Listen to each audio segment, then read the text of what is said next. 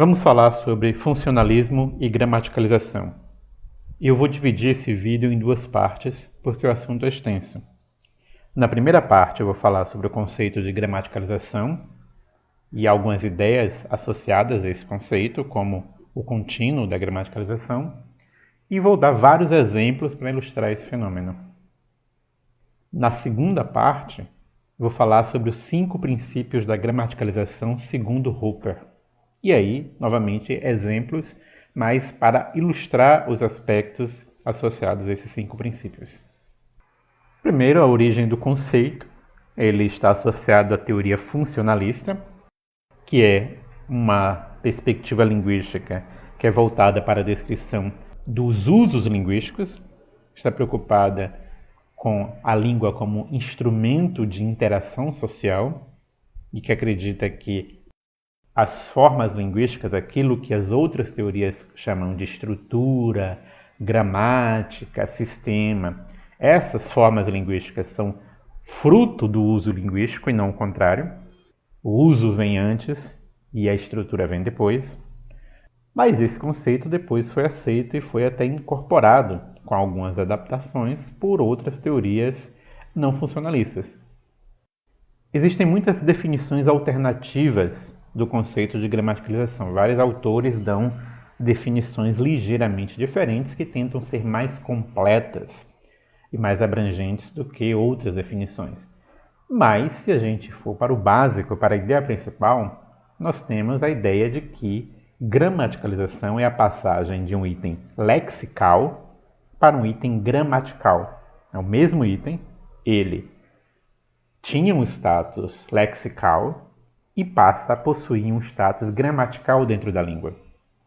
Às vezes isso também acontece no meio do caminho, ou seja, um item que já era parcialmente gramatical, chamado de menos gramatical, se torna mais gramatical ainda. Ele avança mais numa escala de ser gramatical.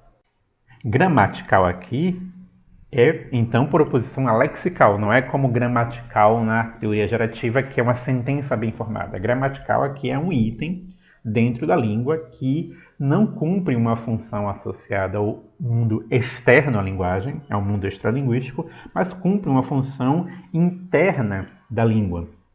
Então, as classes lexicais são as chamadas classes abertas, aquelas que têm uma quantidade muito grande de elementos, cujo significado aponta para coisas externas ao mundo, como ações, pessoas, coisas.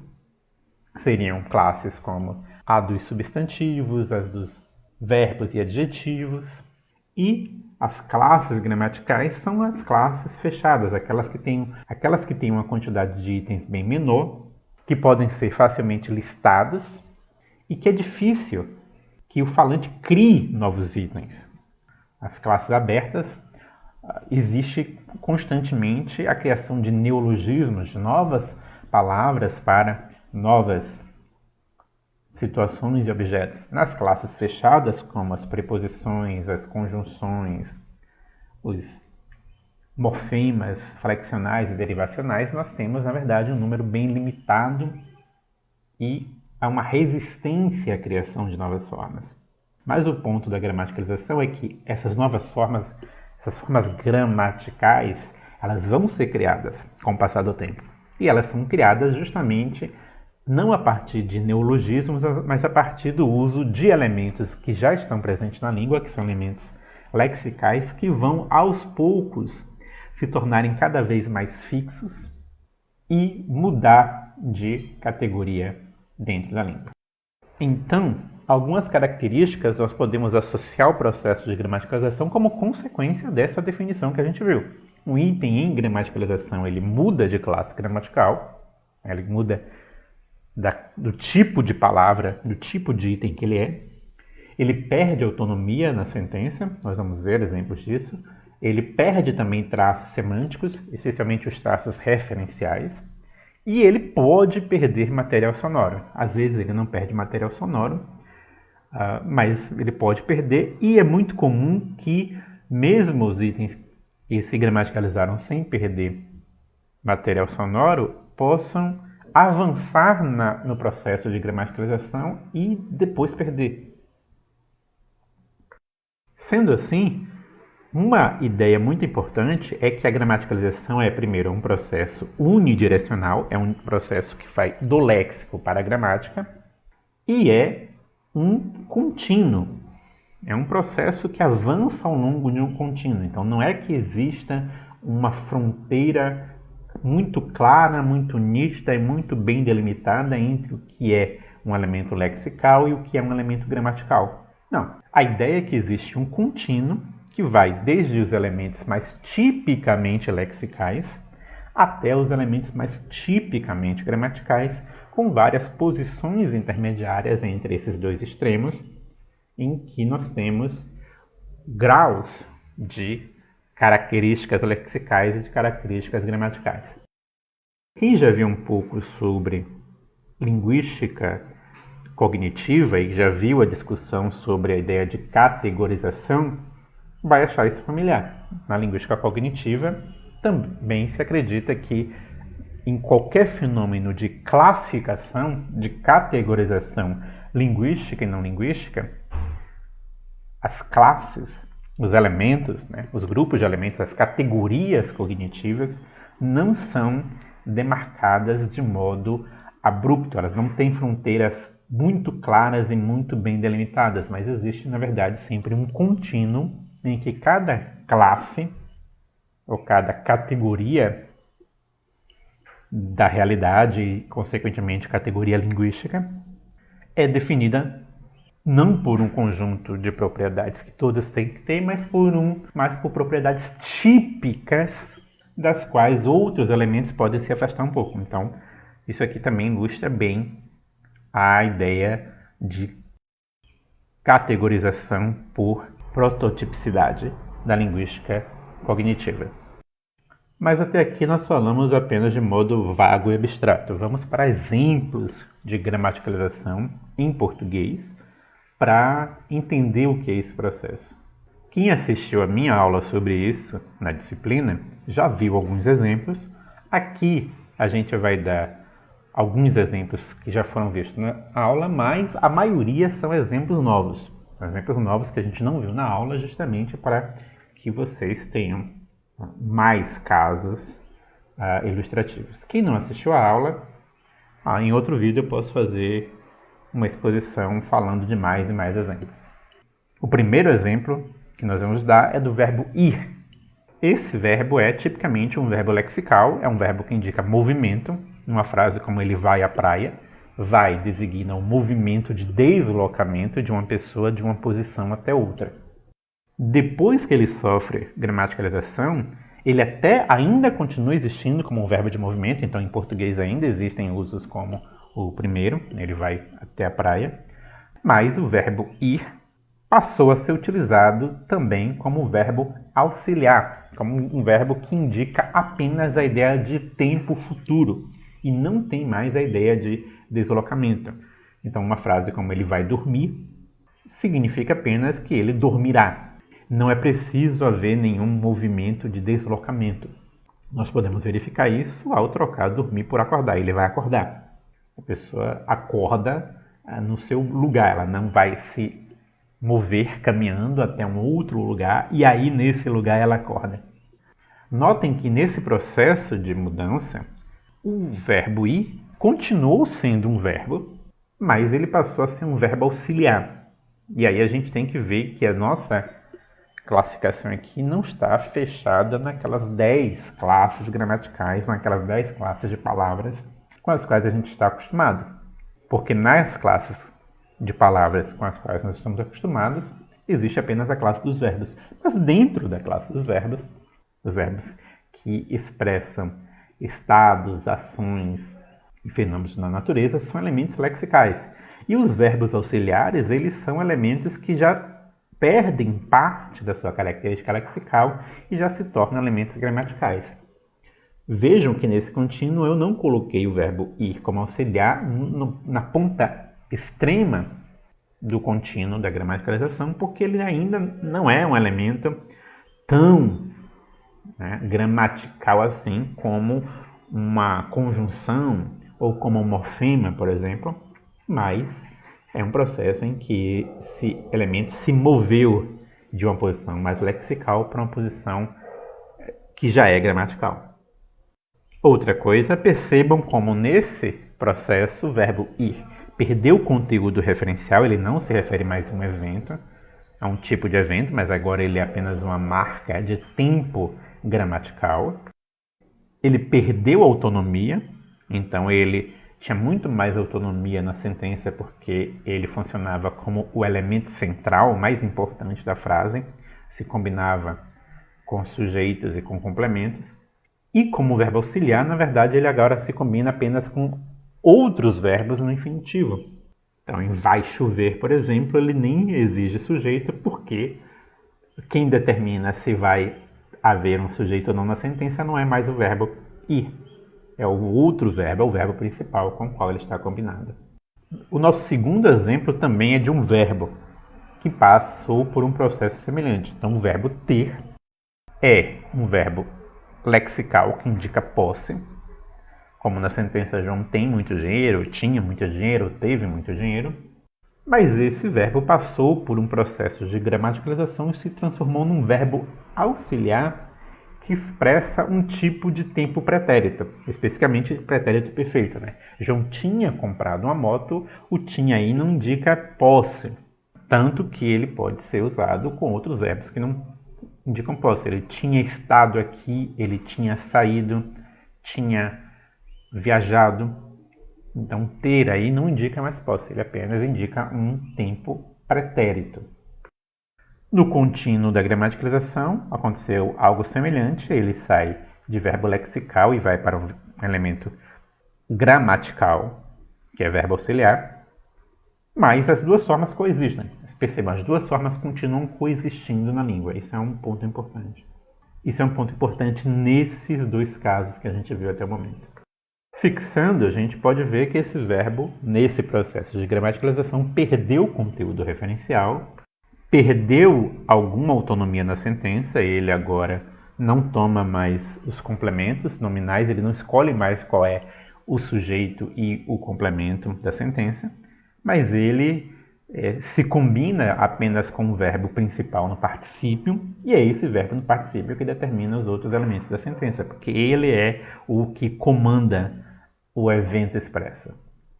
E mais do que isso, ele também perdeu propriedades flexionais, então não é toda a forma do verbo ter que é utilizado nesse sentido de pretérito perfeito.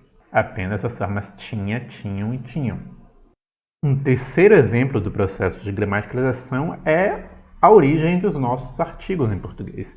Em latim não havia artigos, mas em português há, e os nossos artigos vêm justamente do pronome demonstrativo ile, ila, ilum, que significava, grosso modo, aquele ou aquela.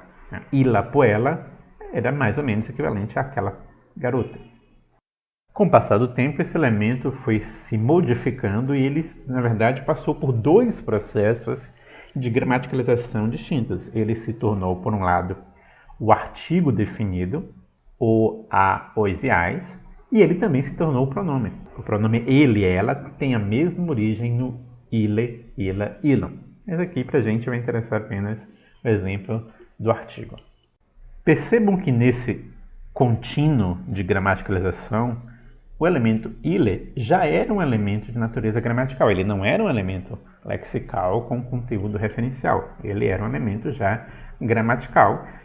E a gramaticalização para ele se tornou um movimento a mais à direita nesse contínuo. Ele se tornou mais gramatical ainda. Ele se tornou um elemento que tem menos conteúdo referencial ainda e mais função gramatical. Sintetizando, nesse processo ele perdeu material fônico. Percebam que o verbo ir e o verbo ter não perderam material fônico na alteração que sofreram. O ile já perdeu. Ele perdeu propriedades semânticas e perdeu autonomia na sentença. Por exemplo, um demonstrativo pode ocorrer de modo mais livre do que um artigo. Um demonstrativo pode ocorrer sem o nome, sem nenhum outro elemento, apenas com sujeito, objeto direto, Já um artigo não, ele nunca ocorre sozinho, ele sempre tem que ocorrer com outros elementos do sintagma nominal. Outra coisa importante é que, nesse processo, a forma original, o ile, como demonstrativo, também desapareceu da língua. Ele não existe mais na língua com esse formato. Diferente do ir e do ter, que continuaram existindo, tanto como forma lexical quanto como forma gramatical. Um quarto exemplo do processo de gramaticalização vem do item mente, que vem do latim mens, né, mens, mentis, que em latim era um substantivo com o significado atual da expressão a mente, né? A mente humana. Então, em expressões como mens sana in corpore sano, mente sadia em corpo sadio, a gente vê esse elemento aí como um substantivo sendo modificado por um adjetivo e por outros elementos.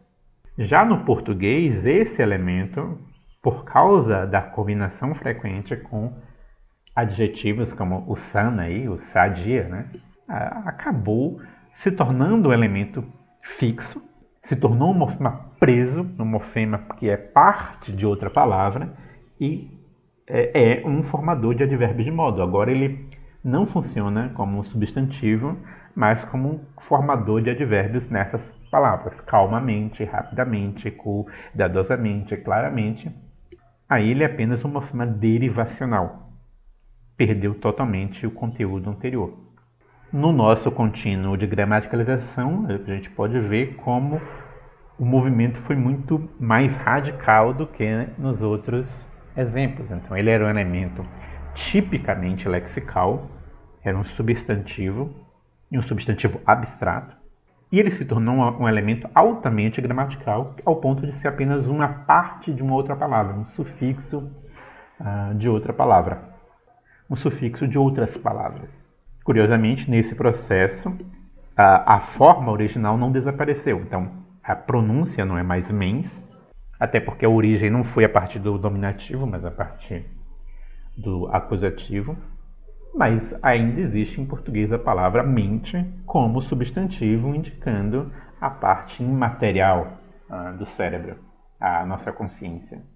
Resumindo as propriedades, nesse processo, o substantivo mens, mentes, perdeu autonomia na sentença, ele era uma forma livre, que podia acontecer como sujeito, objeto indireto, podia ser modificado por adjuntos, por adjetivos, etc. Ele perdeu essa autonomia e se tornou um morfema preso, que não sofre modificação, não pode acontecer em vários locais da sentença, perdeu o conteúdo referencial e perdeu propriedades da classe dos nomes.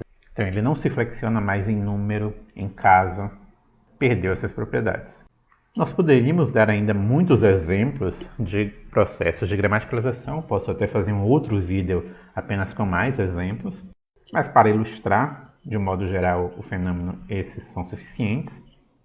Eu quero encerrar o vídeo discutindo uma questão. A questão é a seguinte: isso é funcionalismo? Esse processo é realmente uma manifestação das ideias da abordagem funcionalista sobre a linguagem? Essa me parece uma pergunta válida, porque, a princípio, o que a gente fez aqui foi apontar a história de formas linguísticas. A gente descreveu as formas linguísticas e o status categorial dessas formas. Qual é a classe, qual é o paradigma ao qual esses itens pertencem. Então, parece ser uma descrição das formas internas à língua e não uma descrição da relação entre a língua e as funções comunicativas, sociais e extralinguísticas. A pergunta é válida, inclusive, porque esse conceito é tão compatível com teorias formalistas que ele foi, inclusive, adaptado por teorias formalistas, que possuem hoje uma versão do conceito de gramaticalização. Então, na teoria gerativa, por exemplo, existe até livros como o de Ian Roberts sobre mudança sintática, abordando uma perspectiva minimalista, gerativista, para a gramaticalização. Então, o que há de efetivamente funcionalista nessa abordagem? O que há de funcionalista é justamente a maneira como a gramaticalização é concebida e principalmente a sua motivação. A ideia é que, na descrição dos funcionalistas, é o uso linguístico, é o uso livre que cria novas formas gramaticais, que é a base do pensamento funcionalista, de que a estrutura gramatical ela é consequência dos vários usos e que o uso relativamente livre das formas vai criando certas convenções, certas sequências vão se tornando cada vez mais frequentes e convencionalizadas, e essas formas mais frequentes se transformam nas formas fixas gramaticais. Isso é uma manifestação do pensamento funcionalista de que a estrutura linguística não é estável, ela não é estável como na visão saussuriana, mas ela é instável, ela está em constante construção ou reconstrução a todo momento, e, portanto, ela é intrinsecamente heterogênea, e também mostra a visão funcionalista de que não há uma separação clara entre sincronia e diacronia. A gramaticalização é uma forma pancrônica, ela está em atuação em todos os momentos. Em todos os momentos da língua, mesmo na sincronia, existem processos de gramaticalização ocorrendo, porque isso resulta da frequência do uso que vai fazendo com que determinadas formas vão ficando cada vez mais fixas. No próximo vídeo, quando nós falarmos sobre os 5 princípios da gramaticalização, isso vai ficar ainda mais claro de como essa separação entre sincronia e diacronia não é compatível com a noção de gramaticalização, ao menos como concebida pelo funcionalismo. Nós vamos ficar por aqui, esse vídeo já está grande.